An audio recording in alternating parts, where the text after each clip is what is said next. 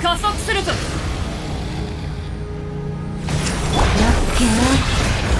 データを持つ。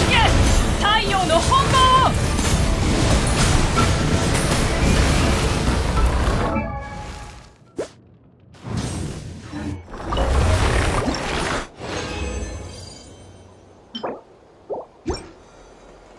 頭上を焼き尽くす。石煙に葬られよ。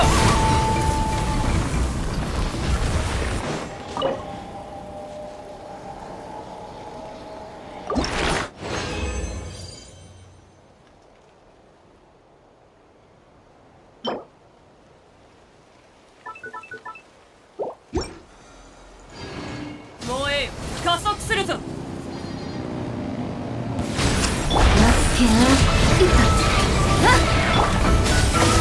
の天下で裁く。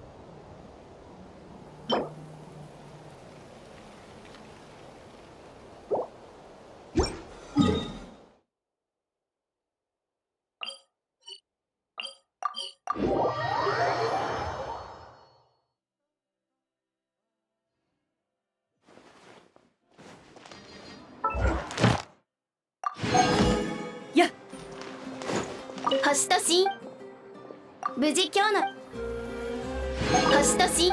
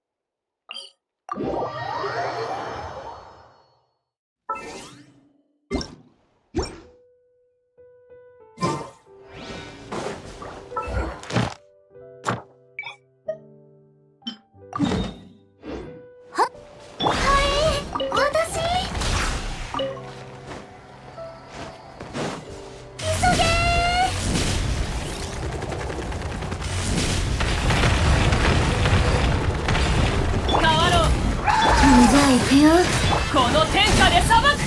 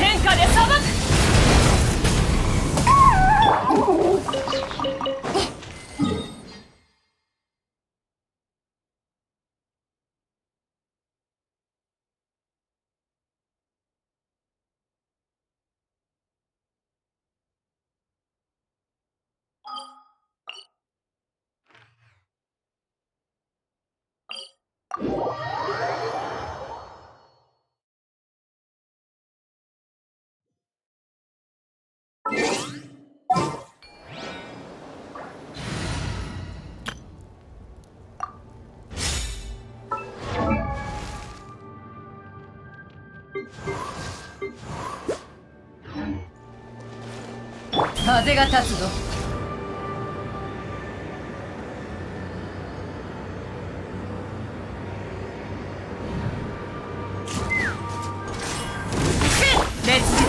あまり遠くに行くなよ。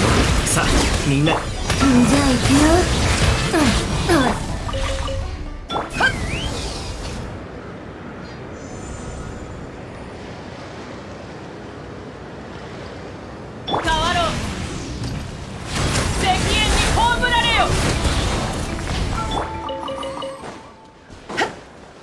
飛ぶか。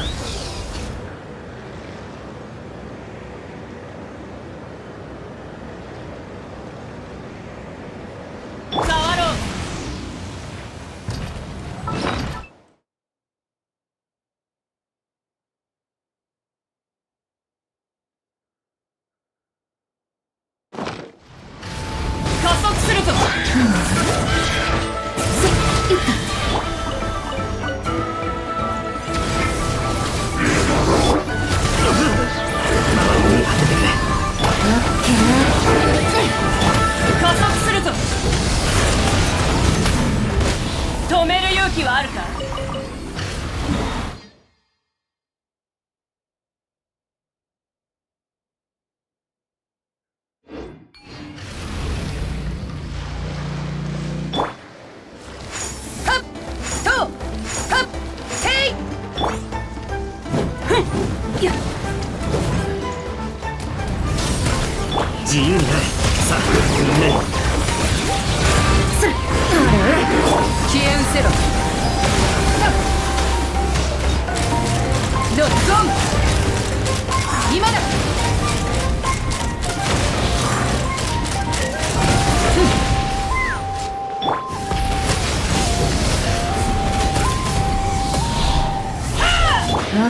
ね。風が立つぞ。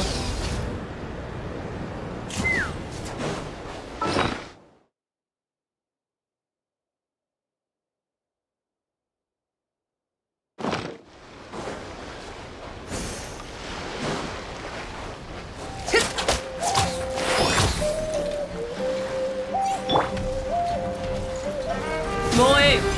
じゃあな、周りを見張っててくれ。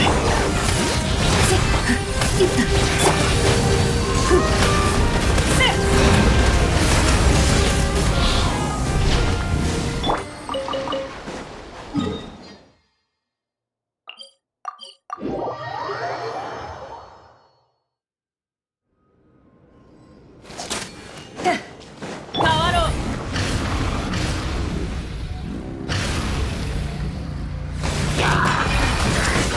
あまり遠くに行くなよ。さあ、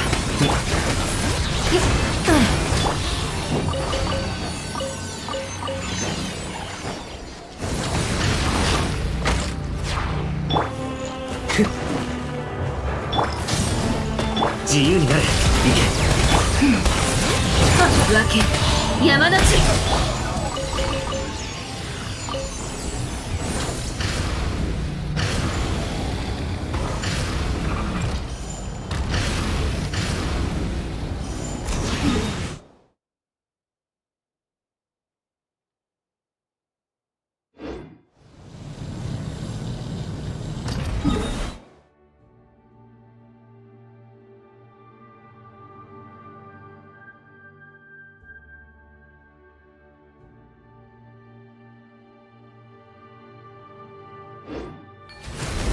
アクセル全開。さあ、みんなに挨拶。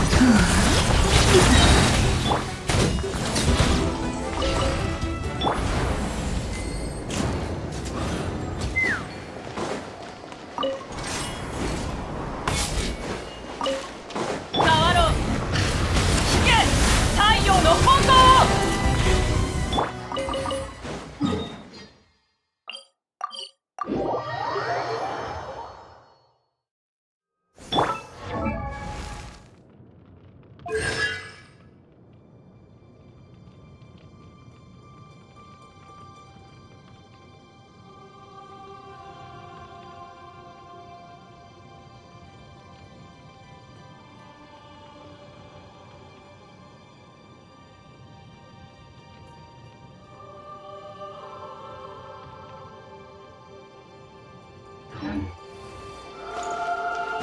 加速するぞ。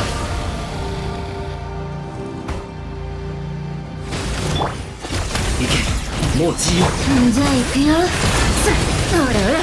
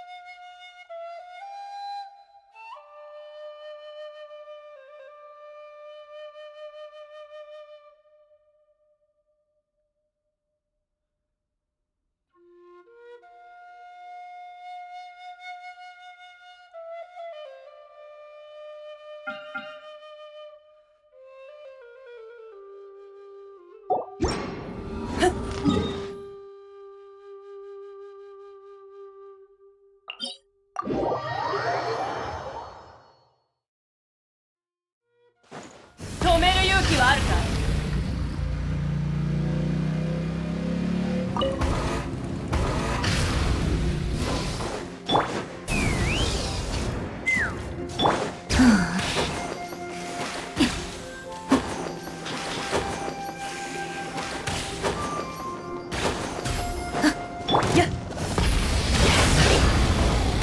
あまり遠くに行くなよ。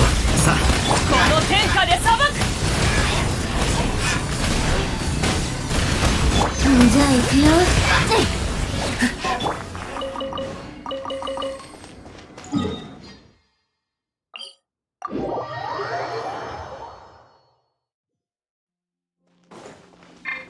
空上を焼き尽くす。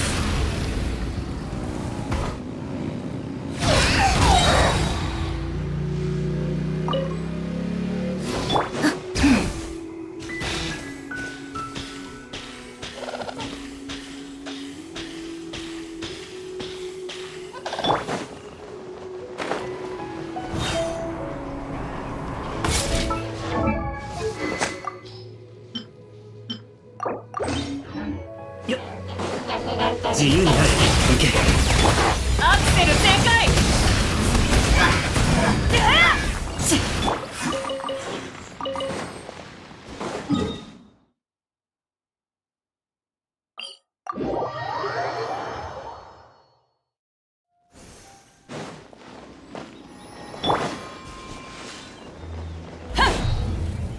止める勇気はあるか。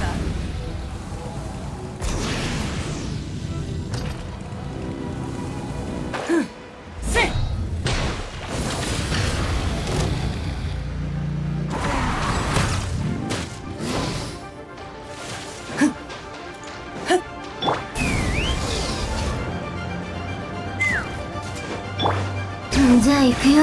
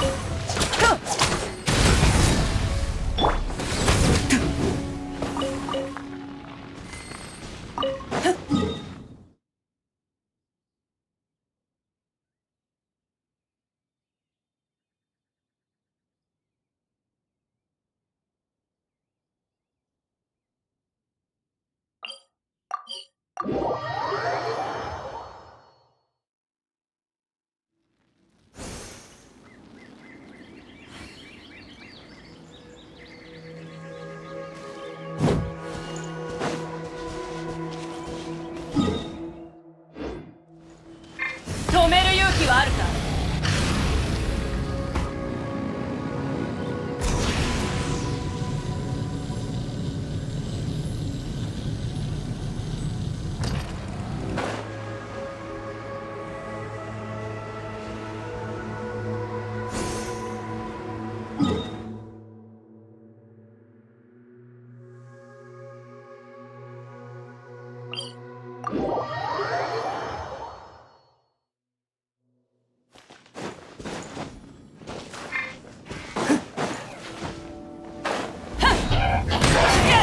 太陽の炎。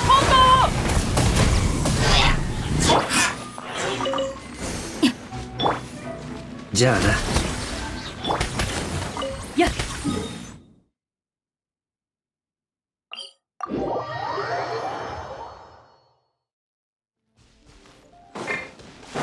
加速するぞ。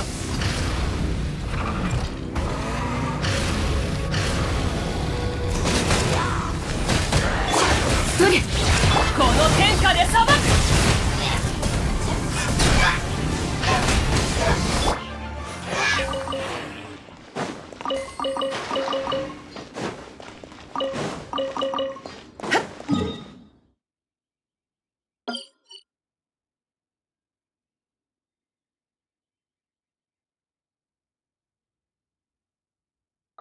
飛ぶ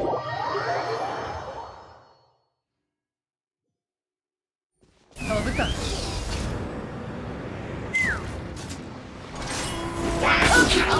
烈日に引け太陽の矛を。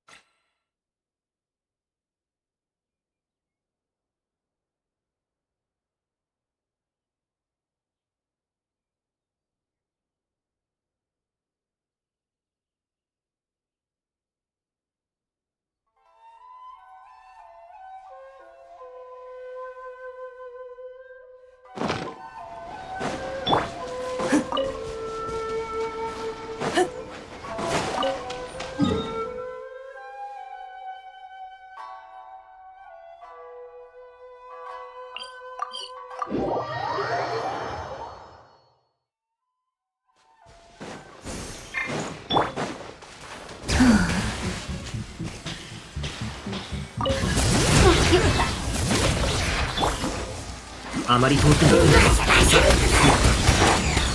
煙に葬られよ。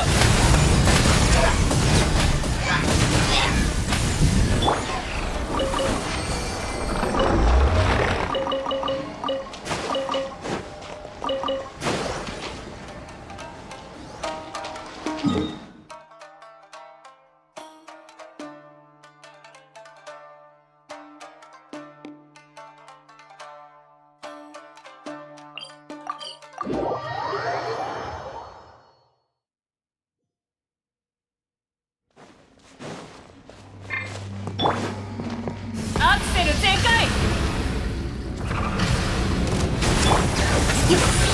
この天下で裁く。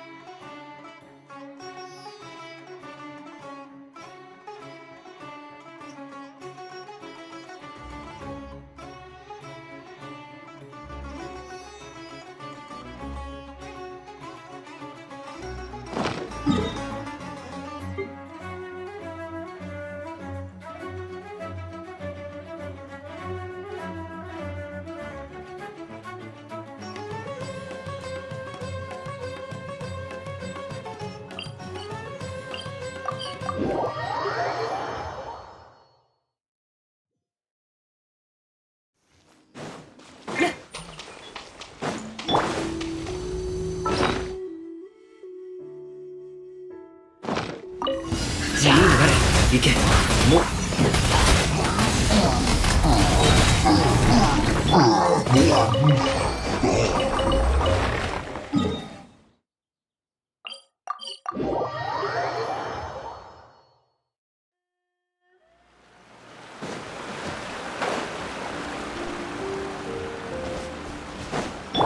頭上を焼き尽くす。加速するぞ。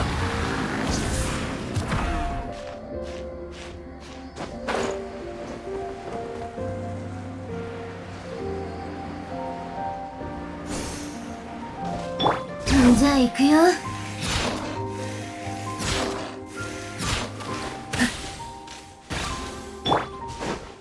加速するぞ。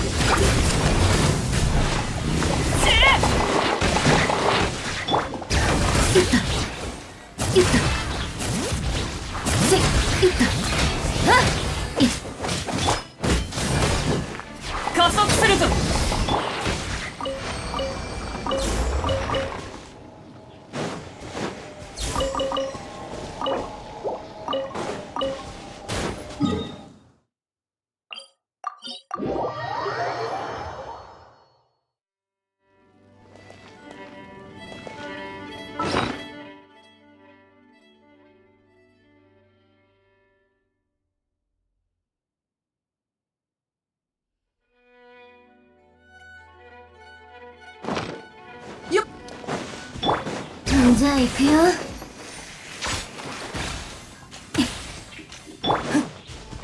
敵縁に葬られよ。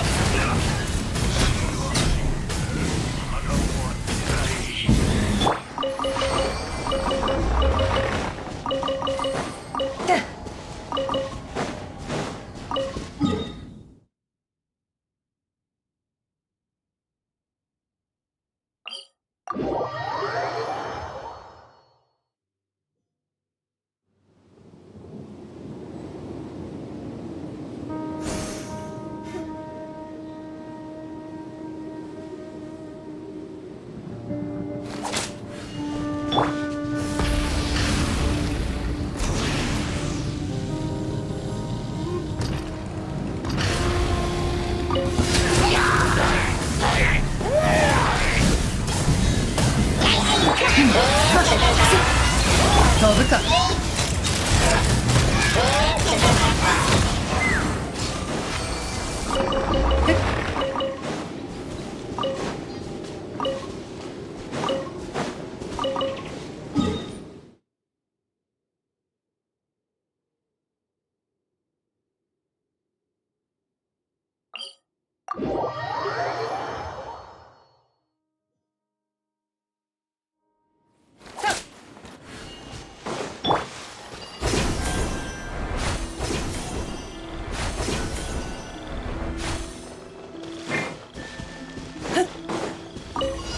アクセル全開。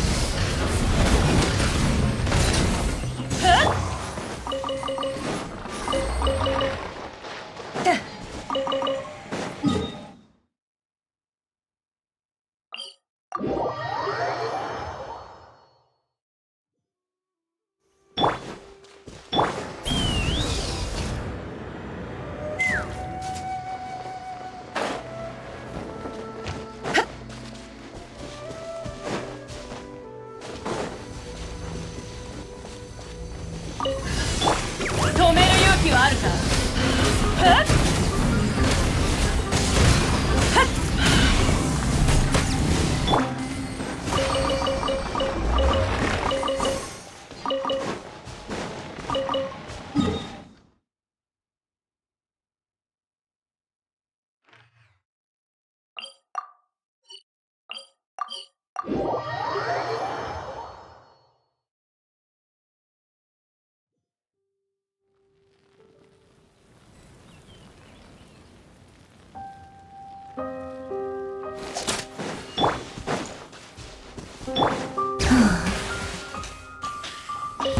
無知でやばい。太陽の本能。事前の対策はやめて。またしても無礼者か。感じてくれ。最後はやはり。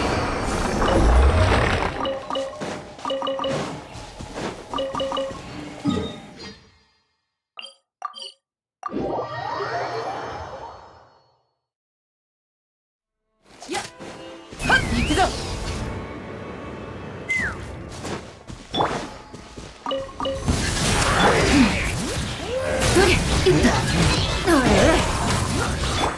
ただ今度の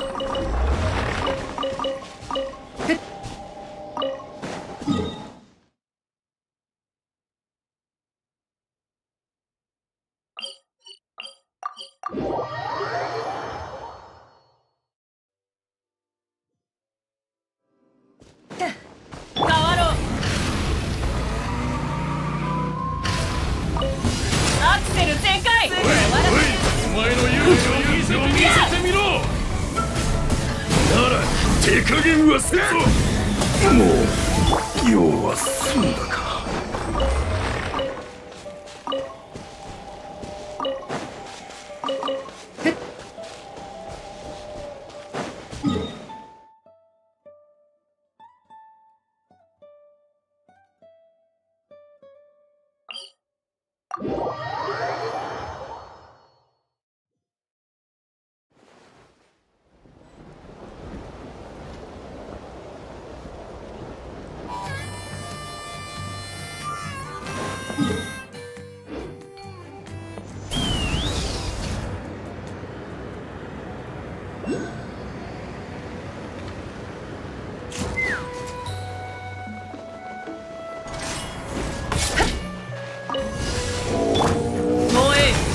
じゃあ行くよ。石煙に葬られよ。オッケー。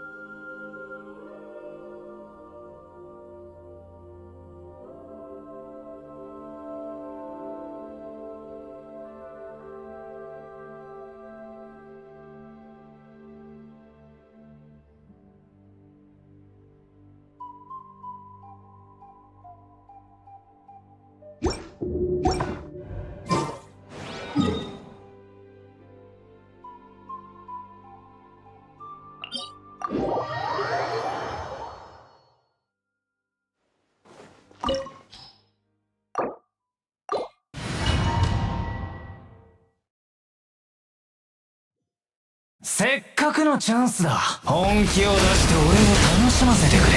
投稿も一つの選択だよ。俺は敗者に優しいからね。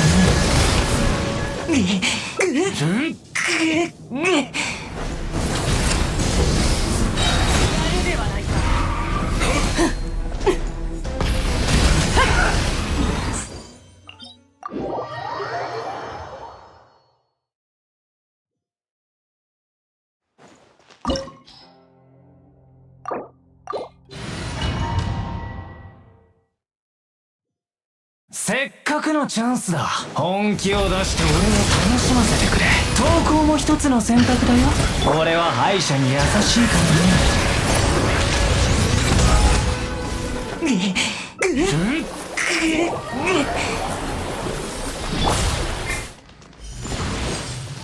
める勇気はあるか。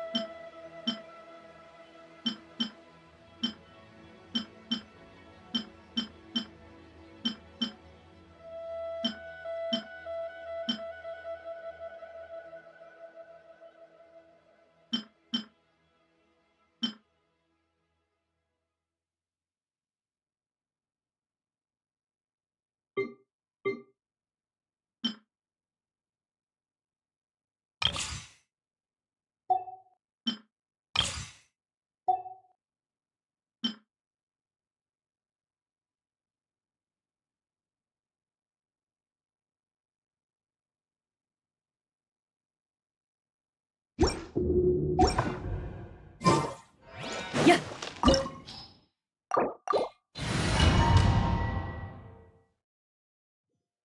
せっかくのチャンスだ。本気を出して俺を楽しませてくれ。投稿も一つの選択だよ。俺は敗者に優しいからね。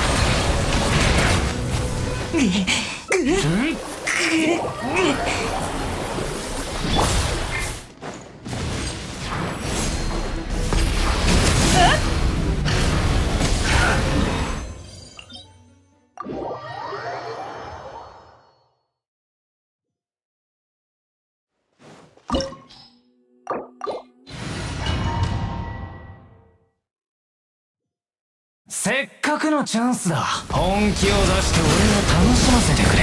投稿も一つの選択だよ。俺は敗者に優しいからね。引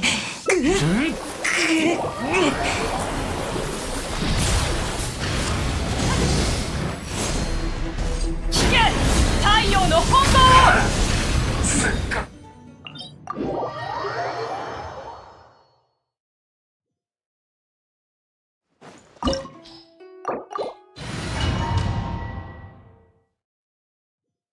せっかくのチャンスだ。本気を出して俺を楽しませてくれ。投稿も一つの選択だよ。俺は敗者に優しいからね。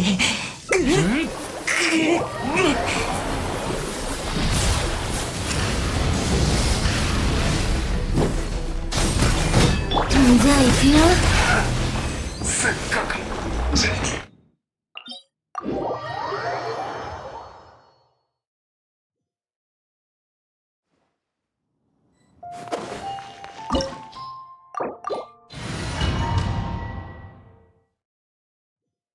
せっかくのチャンスだ。本気を出して俺を楽しませてくれ。投稿も一つの選択だよ。俺は敗者に優しいからね。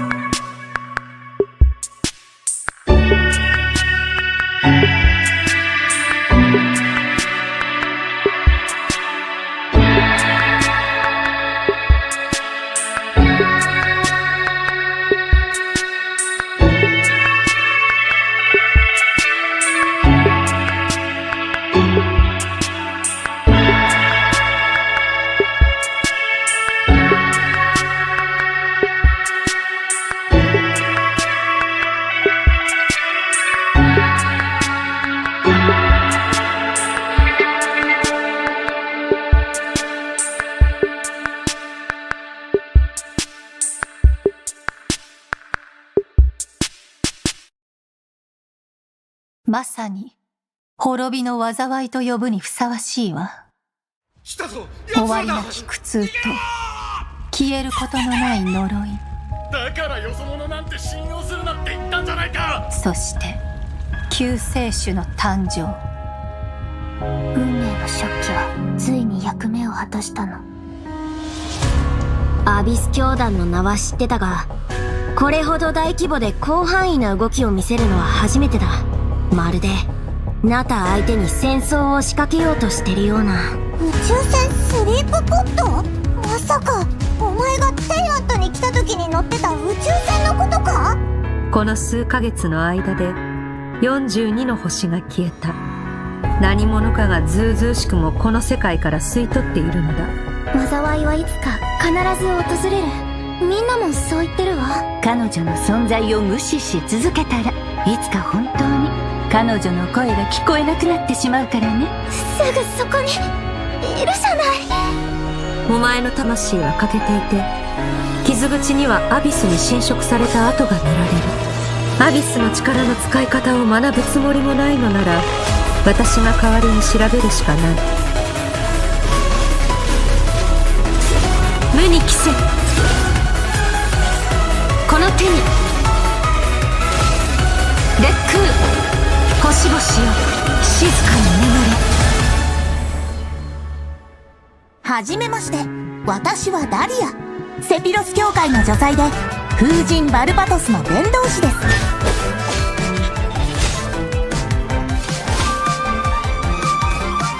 面白くなってきた。風神様のお告げです。私の夜はここで終わる。だがお前の旅はまだまだ続く。お前は私の師匠極悪鬼スルトロッチを知っているのだろう。戦線は総崩れだ。真っ向の剣ダインスレイブ。これがお前の望んだことか。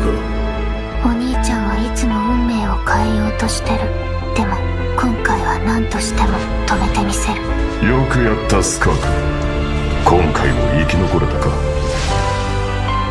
今もなお運命の食器は動いているのか。なぜお前が鈍性のクジラの剣能を持っている。極悪鬼スルトロッチ。経緯などとうの昔に消え去った。貴様の傲慢さと邪悪さに気づいた時にな。500年前にお兄ちゃんと再会する機会を逃すわけにはいかないから。いずれ本物の宇宙に帰るだろう。旅の終点で2人の新たな始まりが待ってる。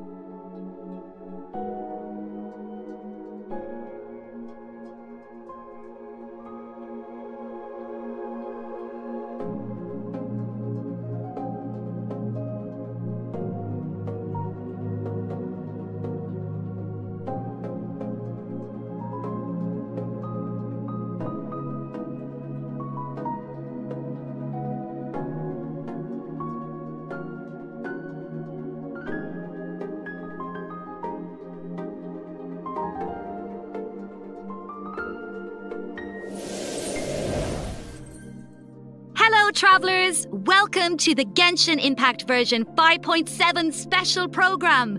I am Aileen Mythen, the voice of Dahlia, and hosting with me today we have... Hey everyone, I'm Kat Pratano, rhymes with Capitano, the voice of Child's Master, Skirk. And I'm Katiana Sarkissian, the voice of the Pyro Archon herself, Malwika. Yeah, well... after seeing that trailer, this version seems absolutely stacked. We're getting the next installment of the Twins quest in this version! Yippee! And let's not forget, Skirk is finally here, you guys. Yup. I cannot wait to see how all these stories unfold. Her first appearance left quite the impression, didn't it? So mysterious. Yeah, I mean, I'm pretty sure that interaction left us all with far more questions than answers. Yeah, I mean, she did give us a few clues about herself, though. Remember?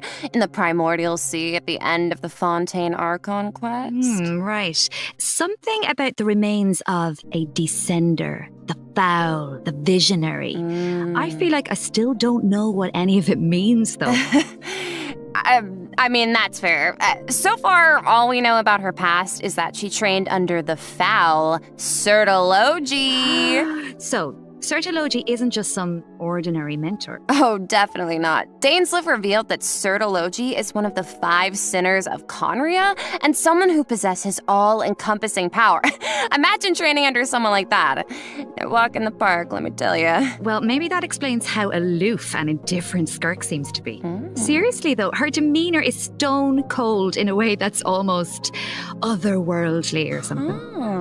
Yeah, it's kind of cold as ice, right? Right? But I mean, you know, the important thing is, this time we should be able to get some answers, right? Oh, I hope so. Yes, please. I am dying to learn more about her past. Okay, then be sure to check out her story quest where the Traveler and Skirk's paths will cross once again. Travelers will have the chance to uncover new clues about her past and the world of Teyvat as a whole, so don't miss out. So Liyue is where we run into Skirk this time. Wow. It's kind of weird seeing her out and about like this, isn't it? In such a normal location. Right? Wait, hold on a second. Is Skirk playing an instrument? Oh? I mean, in my mind, she's like this, ice queen, but here she actually looks emotional. Yeah. I mean, there's almost a sadness there. Oh, yeah. It seems like that instrument means a lot to her. Oh, you don't even know. It sure does. As for why she chooses to play it alone in a place like this, well, that's something travelers can uncover for themselves. What I can reveal is, after encountering a mysterious power in this quest, the traveler starts having strange nightmares, and it seems like Skirk is the only one who can help. Which means the only way to resolve the situation is for the two to work together. Okay, Slay. So we're teaming up with Skirk, huh? Okay, but am I the only one who's a little intimidated? What? Intimidated by Skirk? Just a little. She's only a mysterious swordmaster with insane fighting skills and an unbreakable stone-cold exterior. Seriously though, with their ability to wield various elements and their abyssal purification powers, I think the Traveler can hold their own. Yeah, it'll be fine. No problem. Yeah. Okay, well, now I'm curious how she got that strong.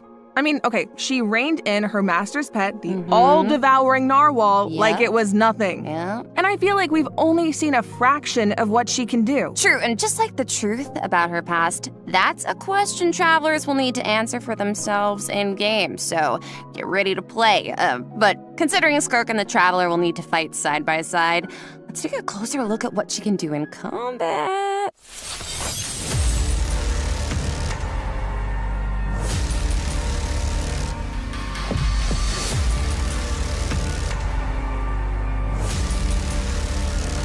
I'll only demonstrate this once. Annihilate.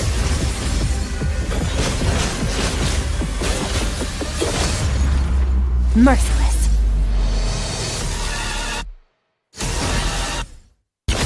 Another dog goes out. As Child's master and someone capable of training in the Abyss, Skirk's combat skills are truly something special. First, it's worth pointing out, Skirk doesn't use a vision. Her powers come from the Abyss, but in the interest of blending in, she camouflages it to appear cryo-like in nature. And in addition, Skirk's attacks do not rely on elemental energy. She uses a special kind of energy known as serpent subtlety instead.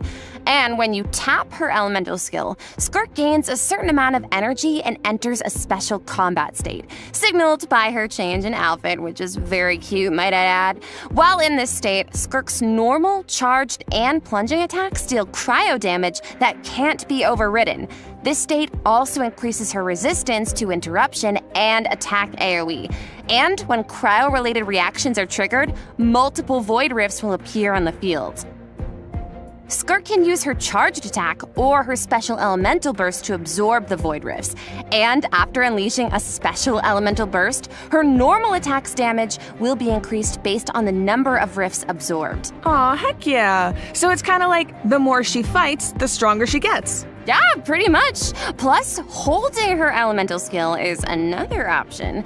When there are void rifts on the field, holding her elemental skill will allow Skirk to absorb them and gives her the ability to quickly maneuver around the battlefield.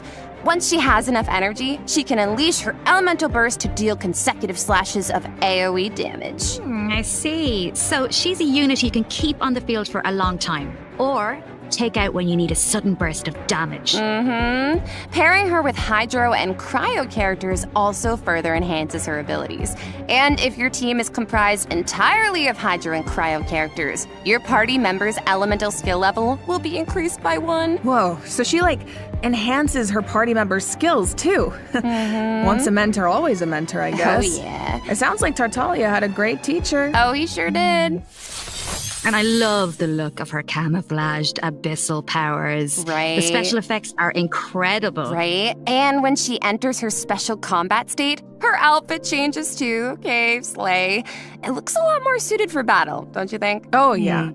So it seems like travelers can approach combat in 2 ways then.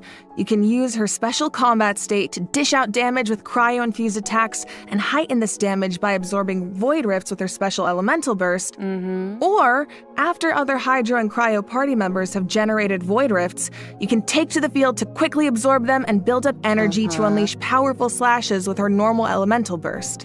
Yeah, both seem really, really useful. And since Cryo and Hydro characters enhance Skirk's skills, there are tons of team comp possibilities here. Oh, definitely. Oh, hey, speaking of, what about Dahlia? He's a Hydro character, right? Sounds like he could be a good fit for Skirk. Oh, I think you're onto something here. We got to know him a bit during the Mondstadt interlude. He's so refined, but also kind of mischievous at the same time. One thing we haven't seen, though, is what he can do in combat. Want to give us the scoop, Aileen? You got it. You are in for a treat. Let's go! Let's go!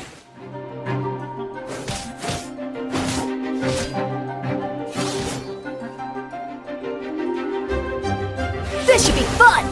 Hey! Thus saith the Animal Archon!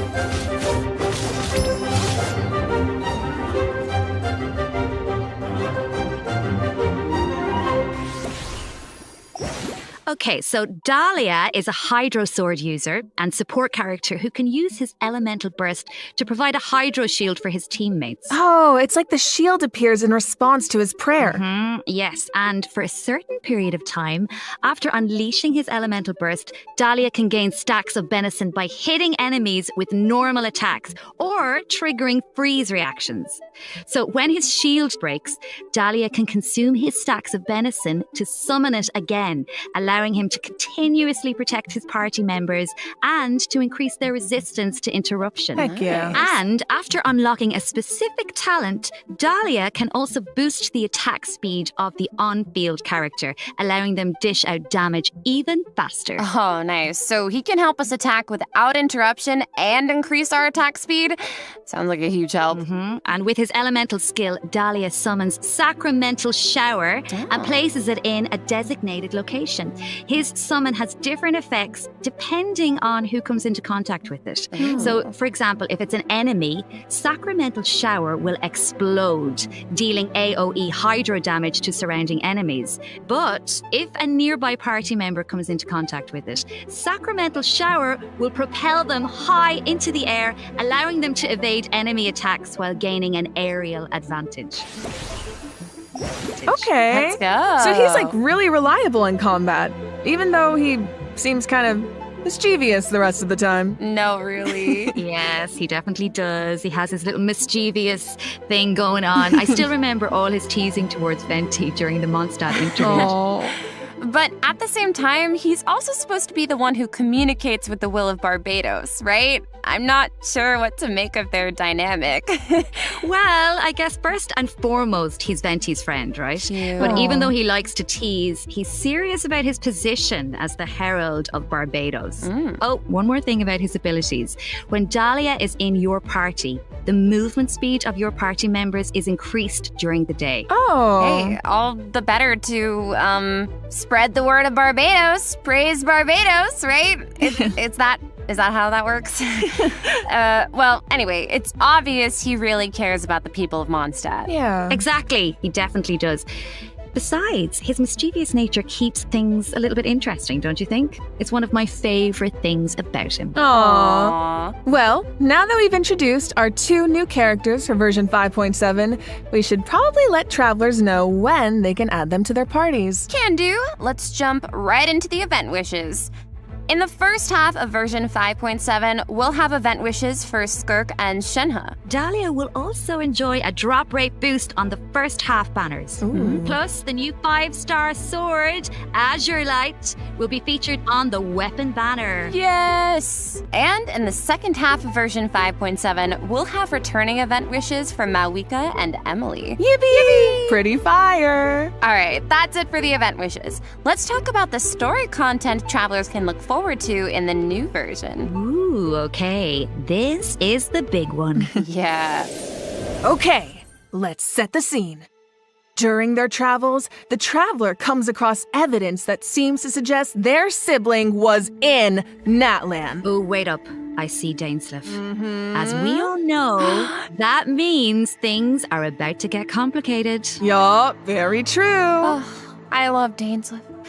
From this image, it looks like the sky has been slashed in two, and there's some kind of rift that connects to the abyss. And the traveler and their sibling are in different spaces, but they can still sense each other's presence. Yes, I feel like the tension is palpable. Yeah, and that makes sense. I mean, there was definitely some tension when we saw our sibling during the bedtime story quest. Oh, yeah. Although, we don't know what our sibling has been up to since then. Kari Bear did tell us that the Loom of Fate has been completed. Of course, we still don't know how powerful it is, or what's needed to activate it. Well, call me crazy, but I feel like we're gonna find out soon. Maybe. It seems like all parties are converging in one place, Natlan. So maybe that's where we can get some answers. And I know one thing travelers will encounter in Natlan. A young woman dressed in peculiar clothing, hiding out in a cave. It's not just her clothing that's special, though. Look at her eyes. Wait, is she... The plot, it thickens. Yeah. Well, if the Abyss Order is out in full force in Natlan, it must mean there's been a new development in our siblings' grand plan. Yup, and the Pyro Archon and our other friends from Natlan are on high alert. But the people of Natlan want a war against the Abyss itself. There's no universe where the Abyss Order gets to run wild in Natlan unchecked. Well, if an altercation with the Abyss Order is in the cards, I know who's gonna be on the front lines. Twilight Sword himself, of course! I mean, I can see it now. Dainsleif going all one-man army and rushing straight into action. We actually will get to see it this time, because our old friend Dainsleif is going to help us defeat their ranks in a manner we've never seen before. Okay. This is not a drill, everyone. We finally get to see him in action. Let's go! As the Traveler and Dainsleif venture deep into Abyss Order territory, we'll get to see his special abilities firsthand. Oh, sounds like there's gonna be a lot of obstacles between us and finding out the deal with our sibling. But we faced the Abyss Order before. We can do this. I have no doubt travelers will come out on top. Oh yeah. I guess, but the other question is, can we stop whatever our sibling is planning? What are their true goals? What does their plan mean for Teyvat? this quest might hold some very important answers. I am so excited. I feel like this could be the start of a whole new phase in the quest to find our siblings. Yes! It seems like it's not as simple as just finding them anymore. There's a lot more at stake. Oh, for sure. So this is definitely one to look forward to. All right. I think this is a good place to stop and take our first break. Yeah, I need a sec to digest all that information. Ooh, sounds good. Take a look at the second redemption code, travelers. We'll see you on the other side. See ya!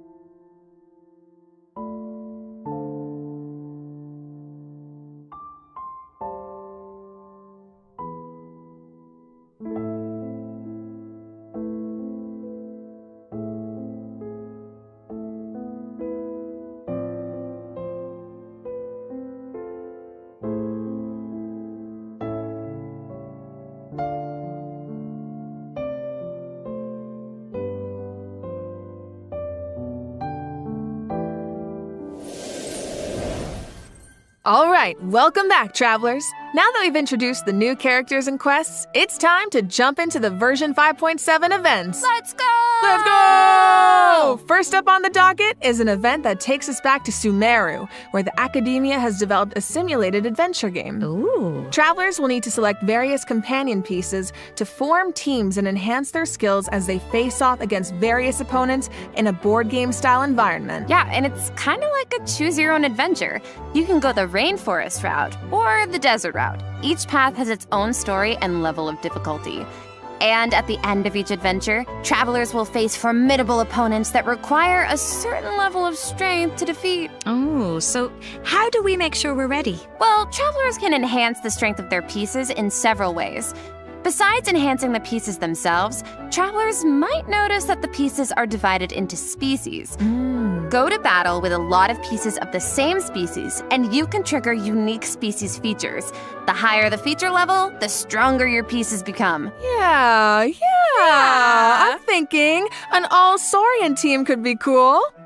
Oh, and it looks like you can also assign equipment to your pieces to make them stronger. Yeah, that's right. And random events and encounters will occur during the adventure, which travelers can resolve to earn helpful rewards, like extra adventure coins, which travelers can use in the shop to purchase pieces to improve their lineup.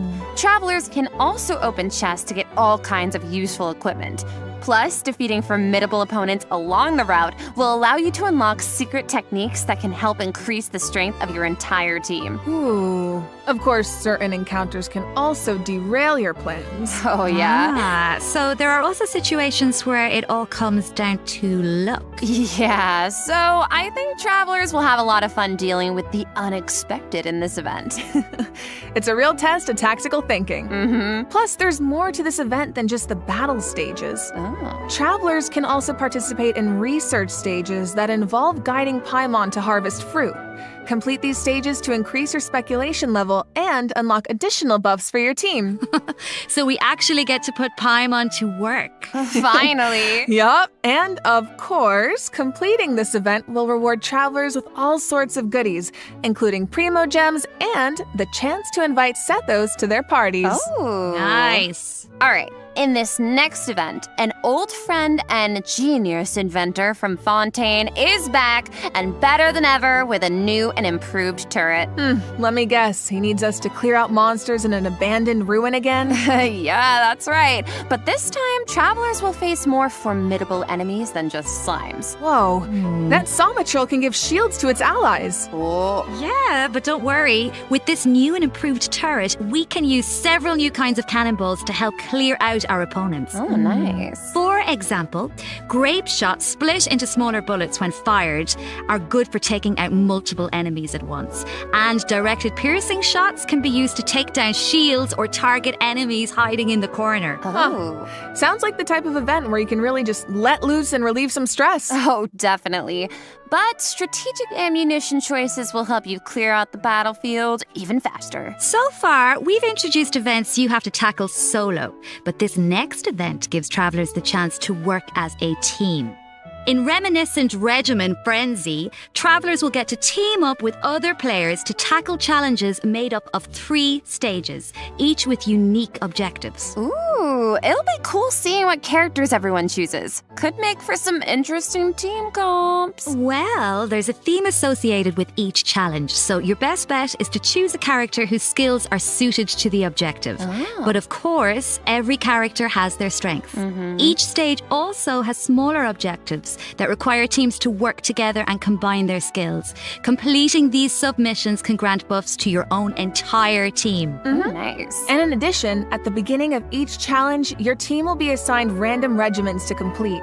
Once you make it through the final stage, your team will receive additional Frenzy stars based on your regimen completion status. Yep, and remember, regimens benefit the entire team. It doesn't matter who completes them. Okay, so, not saying I need to do this or anything, but in theory, you could kind of coast to the finish line if you needed to.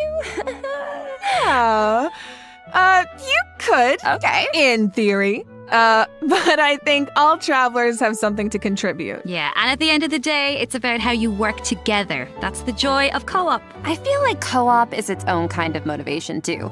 No one wants to let the team down. For sure. And this time, teamwork is more important than ever. Because in this iteration of the event, dire difficulty is even more challenging. Ooh, that means whether it comes to character selection or combat strategy, coordination is more important than ever. Good luck, travelers. Should be a fun one. All right, now I'm very excited to announce a new permanent event called Stigian Onslaught. Ooh. In this event, travelers will be able to farm artifacts more freely and efficiently, as well as obtain artifact customization items for free. For free? For free. A new permanent event. Okay, we need details now. All right. Each update will feature a challenge that is split into 3 phases, each featuring unique mechanics with 5 difficulty levels to choose from. Ooh. Participation in the event will reward travelers with primo gems, artifacts, and valuable items for targeted artifact enhancement. Okay, so you said we'll be able to farm artifacts more freely? What does that mean exactly? It means the artifact drops aren't set in stone, and you can switch where they come from. For the first 10 days after the event begins, the leyline disturbance will be in outbreak state. During this period, travelers who clear any stage at level 3 difficulty or higher can expend any kind of resin to obtain artifacts from the leyline blossom at the end of the stage. And before the stage begins, travelers will get to choose which domain of blessing they want the artifact drops to come from. Right, so travelers can also tackle the stages in co-op, right? So you can still farm with friends. Yes, and you'll be rewarded with additional artifacts every time you consume a certain amount of resin. Okay, the amount of hours I'm about to pour into this thing. Lock me in and throw away the key, honestly. Oh my god, you make it sound like you're in prison. Anyway, you also mentioned something about targeted artifact enhancement, Katiana. What's that about? Yeah, right. So version 5.7 is introducing a new artifact-related item, Dust of Enlightenment. Ooh. What is it? Well, we all know what it's like to raise an artifact that has potential, only for it to turn out kind of less than ideal. Yeah. So this item is designed to help with that. So, Artifact 101, right? We all know every 4 levels, a random substat gets enhanced as you raise an artifact to level 20. But it doesn't always turn out the way you want. Yeah. So this item allows you to re-roll the substat enhancements of a level 20 artifact. Yo, wait, really? Yeah. Before each reroll, you get to specify the types of substats you want to prioritize. After the result is revealed, you can choose to either keep the original substat configuration or accept the new one. Oh my god, it's like being able to resurrect an artifact from the grave. Like, we really needed this. Yeah, really powerful, right? Starting in 5.7, travelers who participate in the new permanent event Stigian Onslaught will be able to obtain a total of 3 Dusts of Enlightenment per version for free. And the Gnostic Hymn and Gnostic Chorus rewards will feature 1 each. Oh. Plus, during version 5.7, travelers will be able to claim 2 Dusts of Enlightenment directly from their in-game mailbox after logging into Genshin Impact. Yes! Okay, let's just pause to take that in for a sec. Oh, but I do have a question. So, according to the devs, the rewards for clearing the level 5 difficulty in the new permanent event can only be obtained by completing it solo. But what if that level of difficulty is a bit much for some people? Yeah, like me. Yeah, well, don't worry, I'll hard carry you. Whoa. Well, I will come in, and the strongest travelers in Teyvat will come in to help us out. Specifically, we're talking about travelers who have cleared an even higher level of difficulty. The characters used to complete those battles become exalted ones. Oh. Then, when attempting a level 1 through 5 difficulty challenge, other travelers can receive extra buffs by including exalted ones in their lineup. Oh, cool. So travelers can help each other even outside of co-op. I like that, and I need that. Wait, hold on. You mentioned an even higher level of difficulty just now. I thought level 5 was the highest. Yeah, well, clearing level 5 solo unlocks a secret level of difficulty. Level 6. Dire difficulty. Oh, no. Once you reach level 6, it's dire straits. There are no companions to turn to for comfort. No promise of primo gems to drive you forward. What? Just formidable enemies and an unrelenting desire to prove yourself. Okay, that definitely sounds dire. So you're telling me travelers really don't get anything in return for accomplishing something like that? Well, we'll just have to wait and see now, won't we? What? I can't wait. All right, that's it for Stigian Onslaught. Just a reminder, the outbreak period begins the second Wednesday after a version update, or 8 days into the new version. So don't forget to gather your friends and get farming when the time comes. All right, time to lock in. Travelers might also be excited to hear that the next installment of the Traveler's Tales is coming in version 5.7. Okay, slay! Last time was so much fun. We got to reunite with so many old friends and make a lot of great new memories. Yeah, why don't we take a look at some of the encounters in store for us this time around? Yes! Whoa, hang on a sec. So Toma's back in Mondstadt? And he's drinking with Kaya at the Angel's Share? Huh. I never thought about it before, but now that I see it, yeah, I feel like they totally make great drinking buddies. Oh, I love him. Looks like he's got quite the posse around him. Oh, it's so cute. I want to know what they're talking about. Oh, and it looks like Dory's in Inazuma. Is she trying to sell something to Sayu? Oh, of course. Oh no, someone save Sayu. She's too innocent for Dory's schemes. Honestly, though, a crafty merchant like Dory could show up anywhere and I wouldn't be surprised. I bet we even run into her and not cry at some point. Ooh, I wonder how many other friends will show up this time. From what I've heard, it's quite a few.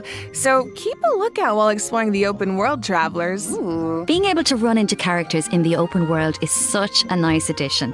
I wish it was part of every version. Right? I know. It really makes the open world feel more alive and interactive. Yeah, and luckily the devs feel the same way. The devs have said that making Traveler's Tales a permanent event is in the works, so travelers can look forward to that sometime in the future. Yippee! Finally, Overflowing Abundance is returning at the end of version 5.7. Travelers can look forward to double the talent and weapon ascension material drops, so don't miss out. In addition, new Envisaged Echoes challenges will be added in version 5.7. Oh, for the Raiden Shogun in Shenhe. Oh, Shenhe's Echo is so cool. I see sigils and pops of red in there. Okay, girl, very fitting. And the Raiden Shoguns like petals floating in the wind. The purple matches so well. So pretty. Yep, so if you want to claim them, make sure your characters are ready.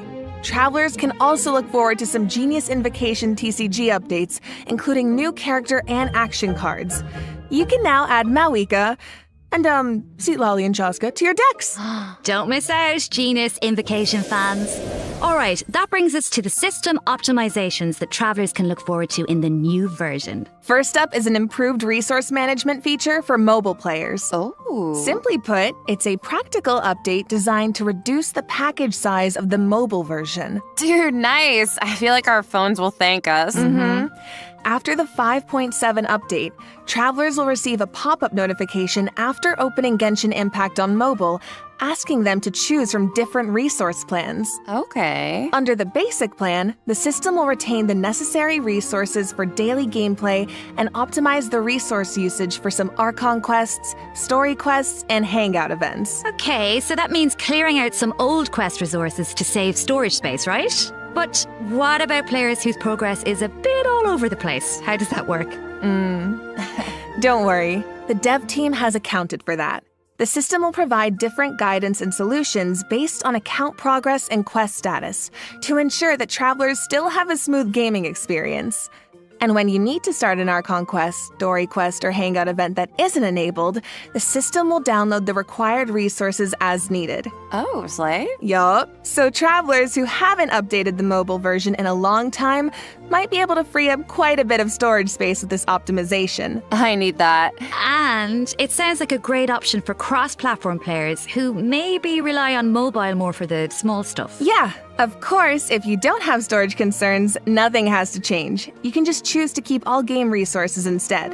And this setting can be changed at any time in the Paimon menu, where you can choose for completed quest resources to be automatically cleared in future version updates, or for all game resources to be updated as normal. Oh, okay. This should also make it easier for people to try out Genshin Impact for the first time. Yup. For further details, be sure to check out the developers' discussion as well as future announcements across Genshin Impact's official accounts. Okay. And you will now be able to directly use Fragile Resin to claim rewards from Leyline Blossoms and common challenge domains, like artifact and talent material domains. This also applies to the artifact drops in the new permanent event we introduced earlier. Yes. Fragile Resin is worth 60 original resin, so that means you get triple the drops.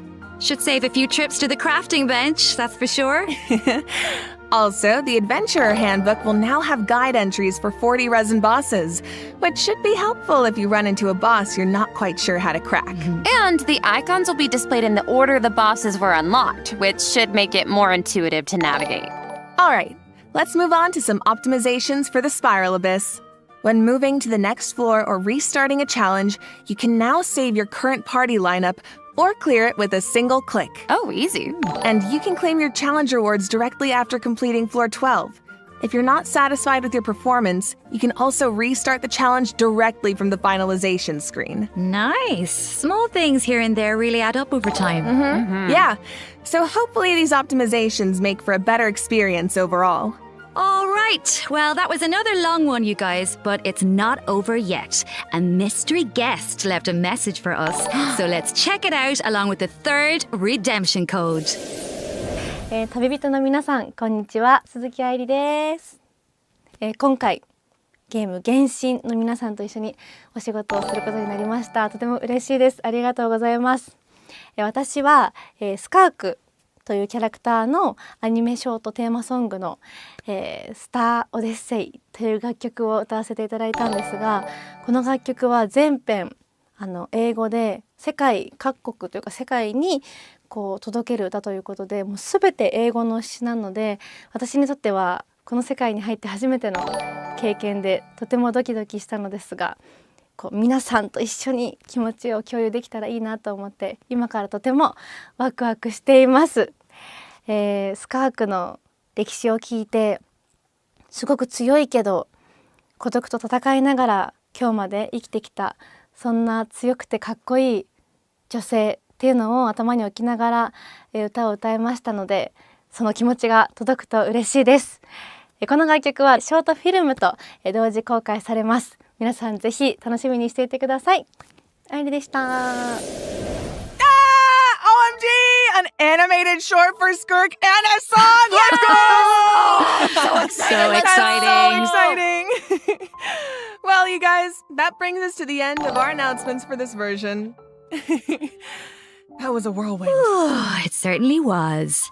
So, what are you all looking forward to the most? For me, I have to say, although it's a little biased, I am clearly excited for everybody to meet Dahlia. Yes. But I'm also really excited about the new permanent content like Stygian Onslaught. How about you guys? It's kind of hard to pick just one. I mean, I'm excited for my girl Mawika in TCG, but I'm also really excited to see Nebilet, my fave, in the Traveler's Tales. Yes. Well, I'm really excited for, I might be a little biased as well, I'm really excited for Skirk. Who? Wow, really? I am also so excited for Dahlia, and we've been waiting so long for these characters, and also Dane's Lip, I'm so excited, and that animated short, oh my gosh, and also, of course, the lore girlies, we are eating so well this patch, I'm so excited for that Twins quest. Yes, I feel like it's clear from the last few patches that the story has really been amping up lately, and this version seems to be no exception. Yeah, right? I mean, pretty soon we'll be in our 5th year of adventuring, if you can believe it. It feels like it was just yesterday. It's crazy. Yeah. So it feels like we're really getting to see how a lot of elements that seemed separate at first are starting to converge. Mm-hmm. And after what we saw in the dev team's Nod Cry teaser, I'm even more excited to see how the story unfolds from here. Right? And we hope travelers have fun doing the same. Okay, so that's it for the Genshin Impact version 5.7 special program. Thank you so much for tuning in, everybody. Ad Astra Abyssos, travelers, and happy adventuring! Can I get 5 big booms? Boom! Boom! Boom! Boom! Boom! Oh, wait a second. It looks like another friend from afar is rushing over to share some interesting news.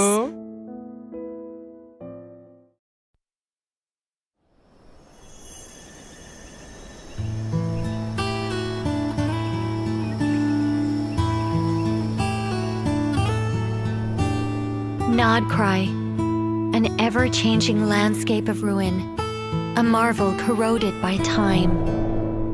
In the forest, where the nights were once undisturbed save for a few rays of moonlight, the wild hunt's shadow grows. There are those who bear the name of Frost Moon, living where the silver light shines. Others carry the torch, fending off the darkness and cold with their blades. I hear that the Snowland Fae still yearn for the frosts of old, while the Fatui look to the stars above, trying in vain to seize the false firmament. Then there are the nights, draped in the west wind, nearing the end of a long and arduous mission. My friends, of course, shan't be outdone. They will no doubt bring a magical charm to this edge of the world. And just as the stone craves the sculptor's hand, so does fate await your gaze. Pour me another cup of tea, if you'd be so kind. The story is about to begin.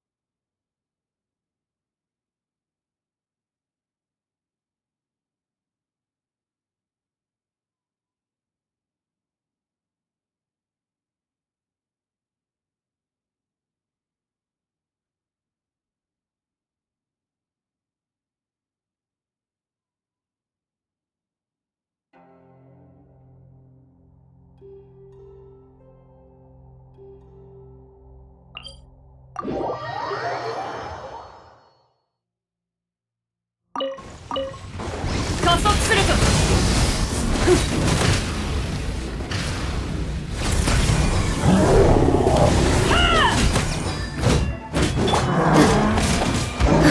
じゃあ行くよ。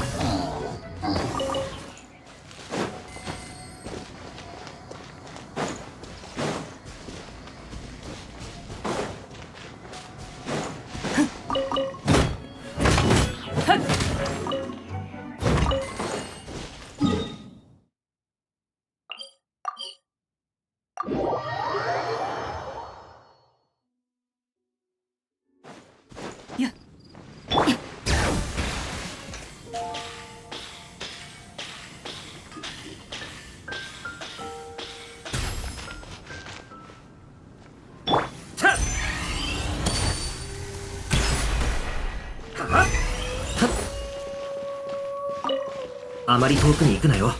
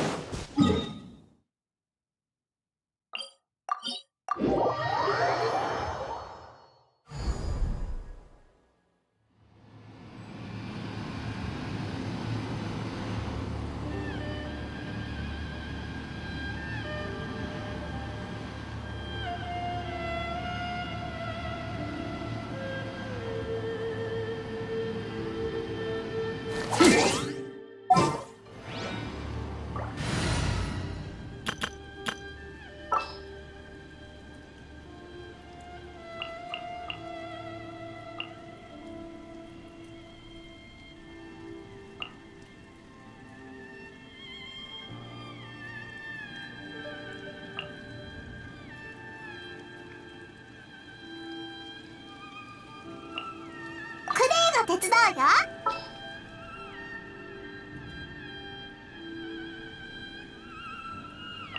私がお前を勝利に導こう。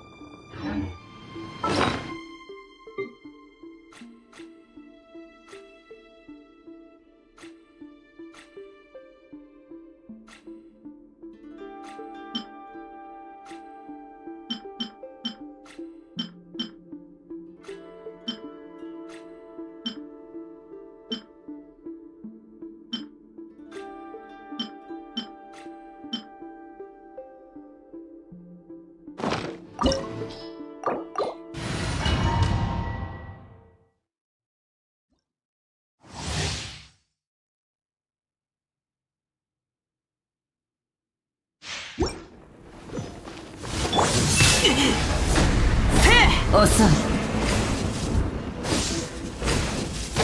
燃えろ。いって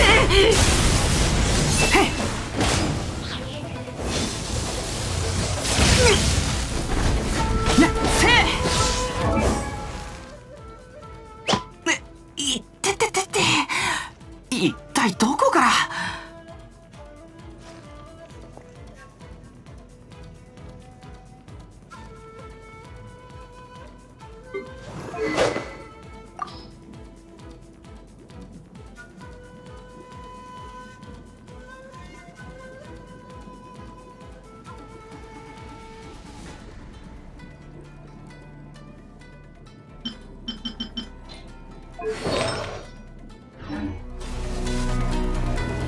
OK です。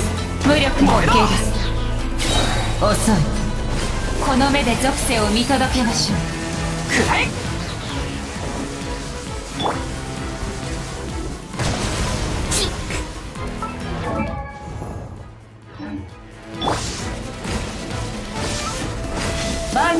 って葬り去りま起死回生の一撃。鬼の狂気だ。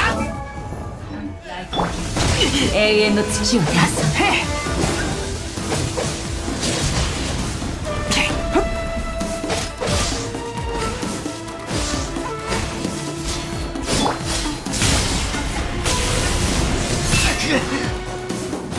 この身こそ全力攻撃だ。燃えろ。愚論です。暗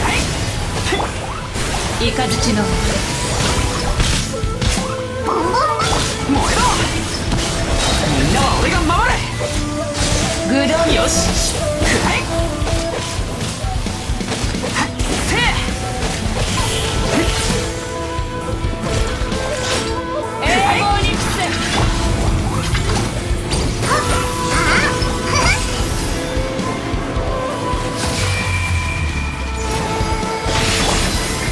燃えろ。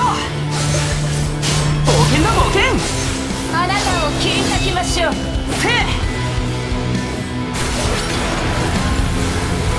断絶。暗い。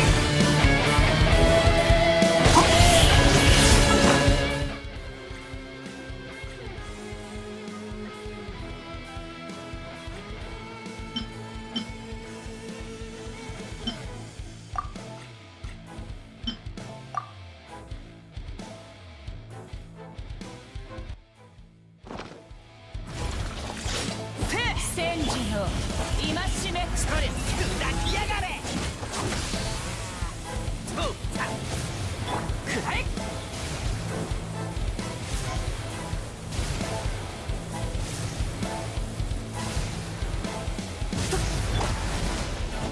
そりゃあら。みんながそばにいてくれ。よいし浄土を開放させて。俺様に任せろ。どりゃあら。どりゃあら。どりゃ稲光我が命のもとに。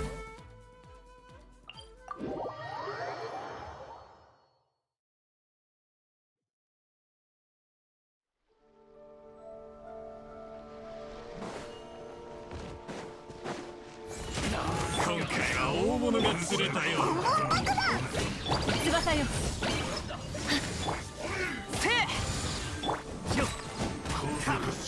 お前の出番だぜ。やはりダメだ。来戦。燃えろ。ガン闘牛。この手は食わない。あら。どうだ。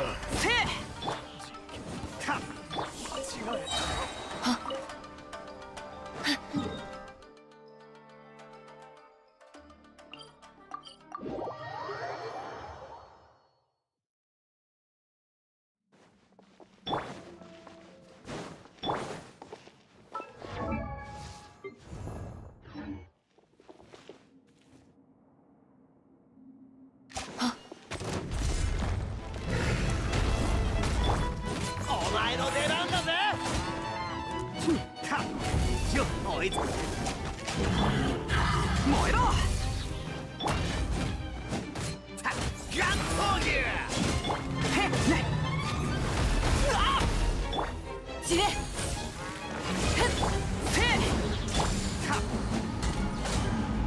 ストレッタ。燃えろ。全力攻撃。ょよいし聖なる来光。ジオのおりだ。お前の出番だぜ。どりゃどりゃ。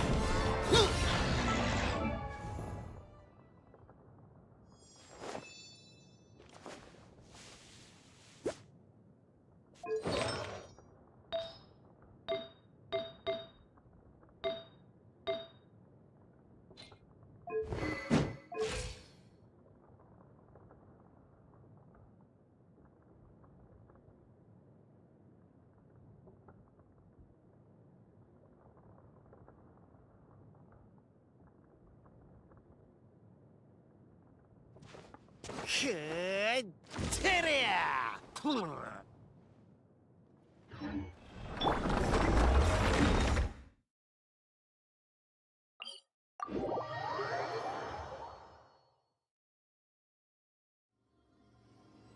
よし出発だ。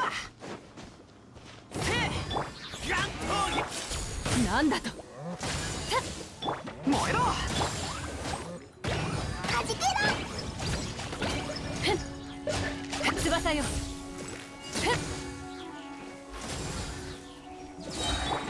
くらえ。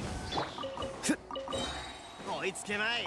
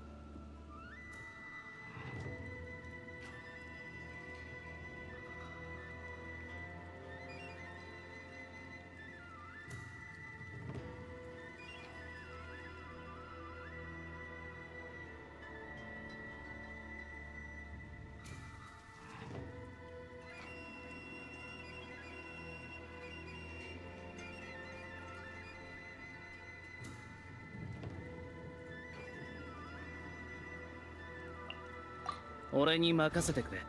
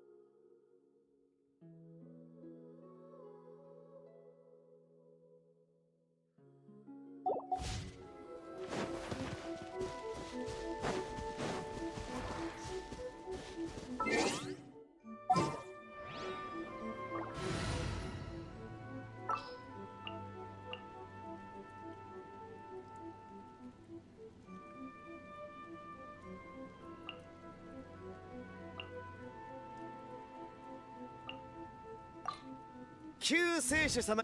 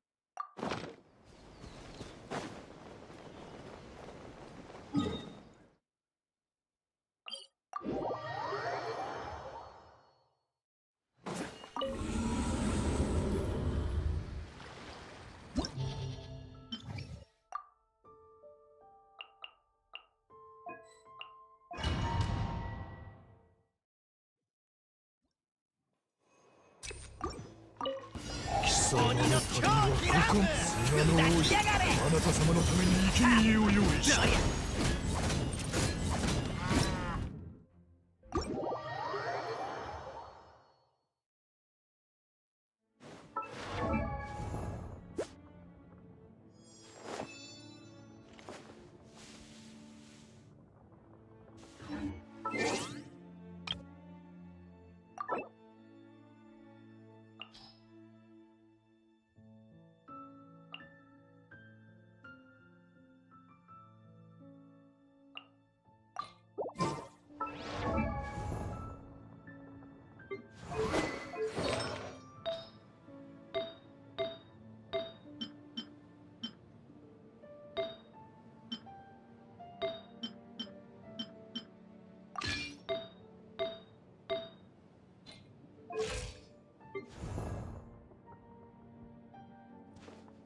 くーてりゃ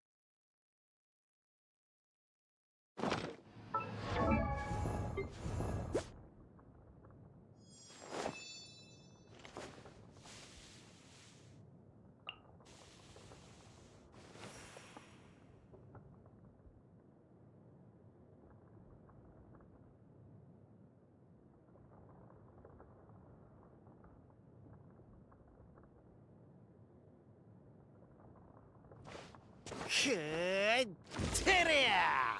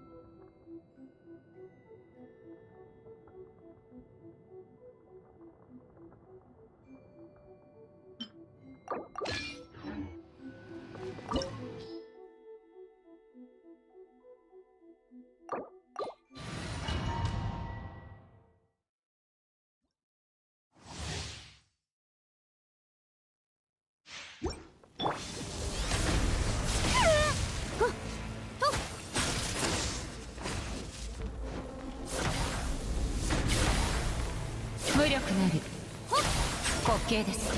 開幕だ。下がりなさい。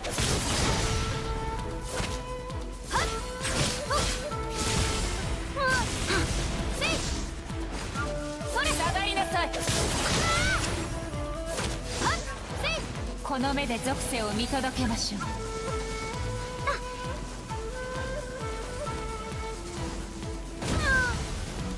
君に捧げよう。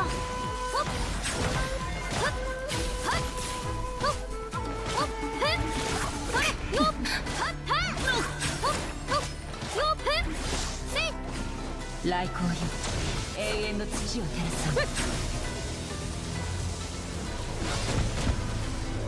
それこの身こそ永遠なり。よっかじゃ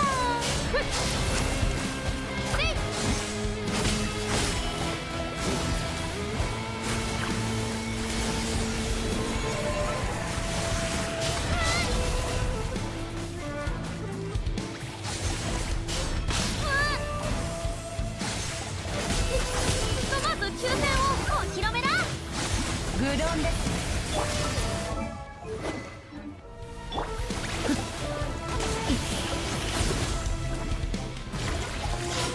永劫に伏せ。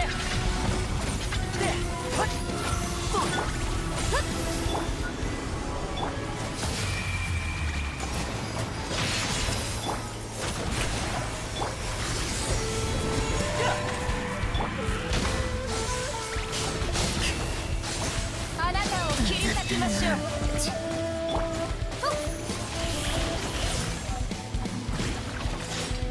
戦時の戒め。やめてくれ。ガジャー。よいしょ。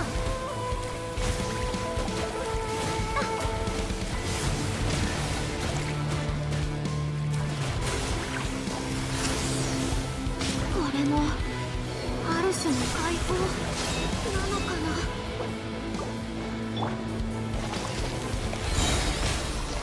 世界を熱狂の渦に開幕だ。強行熱くのごとし。俺様に任せろ。お前の出番だぜ。中。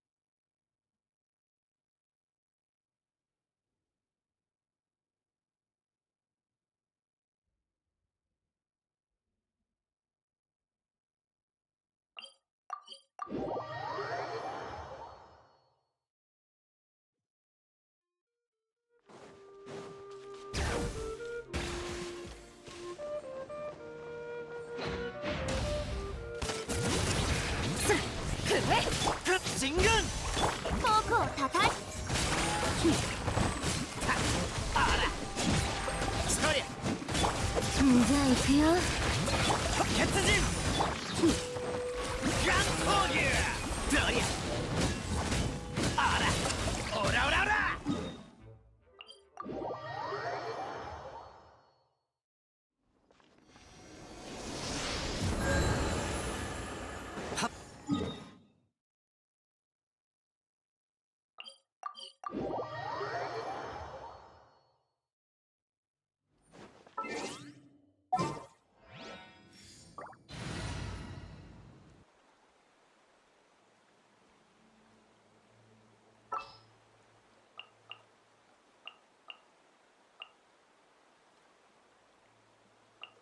任務の目標。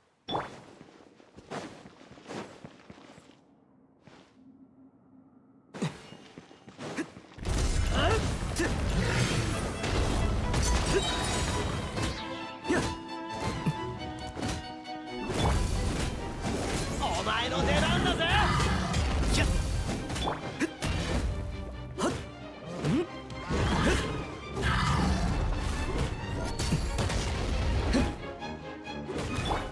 鬼の狂気乱舞ガン闘牛どりゃはっどりゃあら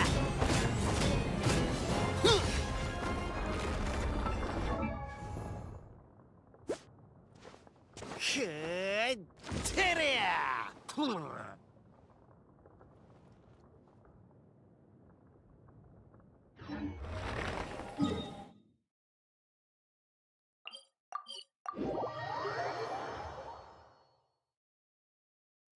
追いつけまい。